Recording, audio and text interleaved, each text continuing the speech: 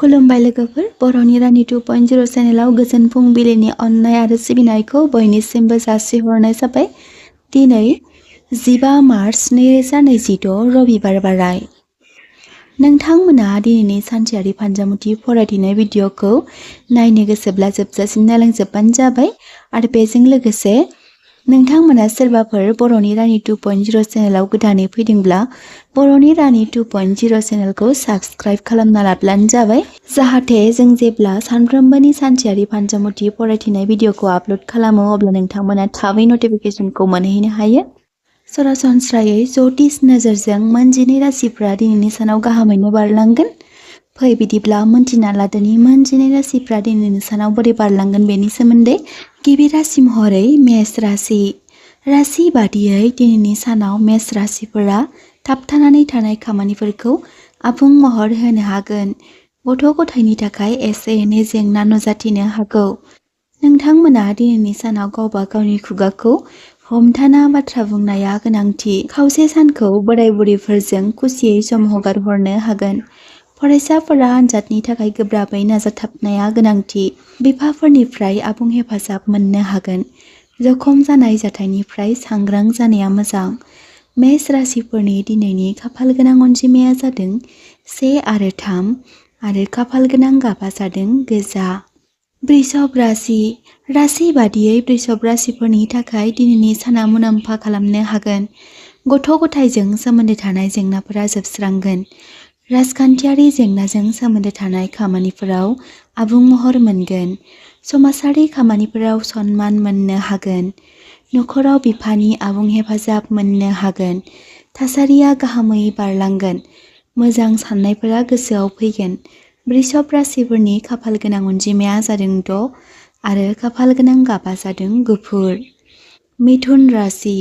राशि बादियै मिथुन राशिफोरनि थाखाय दिनैनि साना गोरोबलायनायजों बारलांगोन। नोंथांमोना दिनैनि सानाव गावबा गावनि मुवा बेसादखौ जोथोनै लाखिनाया गोनांथि। बैसो जानाय सुबुंफोरजों बबेबा धोरोमारि खामानिफोराव बाहागो लानो हागौ। बेफार फालांगियाव मुलाम्फा खालामनो हागोन। गथ' गथायनि गेजेरजों खुसि मोनखांगोन। मोजां मोनलायनायफोरनि थाखाय सासेया सासेखौ सम होलायनाया गोनांथि।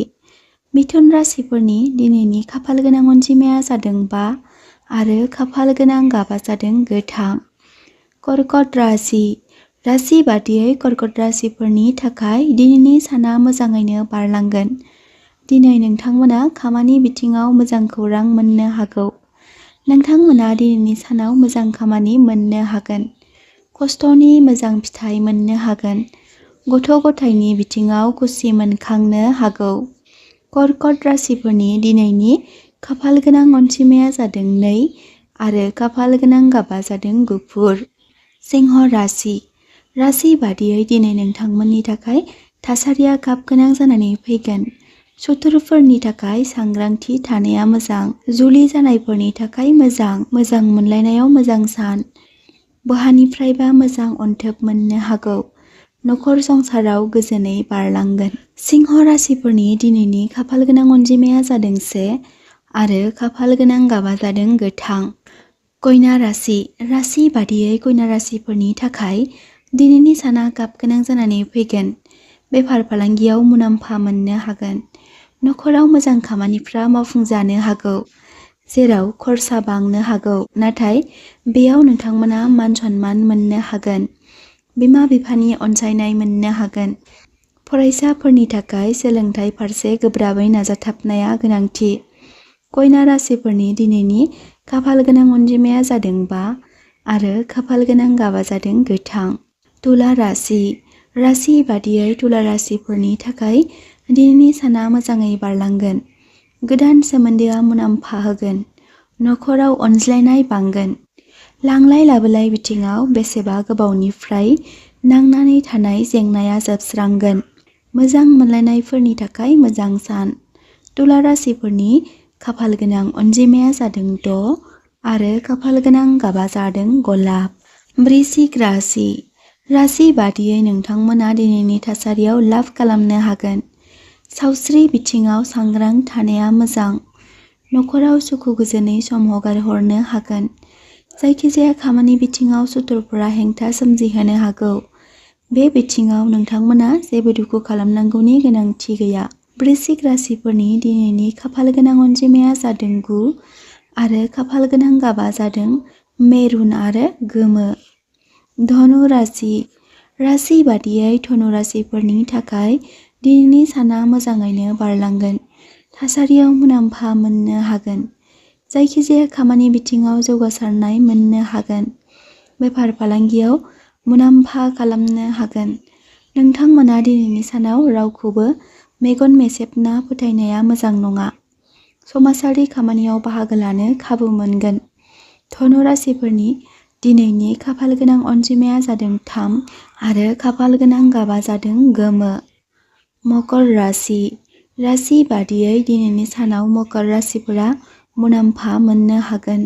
नखरारि थासारियाव जौगासारनाय मोननो हागोन। जबजों सोमोन्दो थानाय खामानिफोराव मोजां। खामानि फारसे आइजो लोगोनिफ्राय हेफाजाब मोनगोन। बेफार फालांगियाव मुलाम्फा मोननो हागोन। मोजां मोनलायनायफोरजों बहाबा बेरायनो थांनो हागौ। गुबुनफोरनि जाथायाव आगान होनाया मोजां नङा। मकर राशिफोरनि दिनैनि खाफालगोनां अनजिमाया जादों 8 आरो खाफालगोनां गाबा जादों निला। कुम्भ राशि बादियै खामानि फारसे गोसो होना खामानि मावलांनाया गोनांथि। खस्थ'नि गेजेरजोंसो जौगासारनाय मोननो हागोन। बहाबा दावबायनो थांनो हागौ। सावस्रि फारसे मोजाङै बारलांगोन। मोजां मोनलायनायजों एना-एनि सोमजिखांनो हागौ। गेदेमाफोरनि बोसोन लानाया गोनांथि। कुम्भ राशिफोरनि दिनैनि खाफालगोनां अनजिमाया जादों 8 आरो खाफालगोनां गाबा जादों अख्रां गाब। मीन राशि बादियै मीन राशिफोरनि थाखाय दिनैनि साना गोरोबलायनायजों बारलांगोन। मायबाफोर गोरोन्थिफोरा नोंथांखौ नुकसान खालामनो हागौ। बे बिथिङाव नोंथांमोना सानै हयै थिरांथा लानाया गोनांथि। थासारियाव खरसा फारसे नोजोर होनाया मोजां। सावस्रि बिथिङाव सांग्रां जानाया गोनांथि।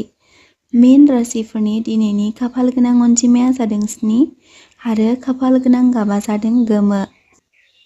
लोगोफोर, जाय बिथांमोना दिनैनि सानसेयारि फानजामुथि फरायथिनाय भिडिअ'खौ जोबजासिम नायजोबलांबाय, बिथांमोननि थाखाय आंनि गोसो गोरबोनिफ्राय हाजासे अननाय आरो सिबिनायखौ बावहरनाय जाबाय। आरो बेजों लोगोसे नोंथांमोना दिनैनि भिडिअ'खौ नोंथांमोननि लाइफआव एसेब्लाबो इउजफुल मोनदोंब्ला कमेन्ट बक्सआव कमेन्ट खालामनो दाबाव।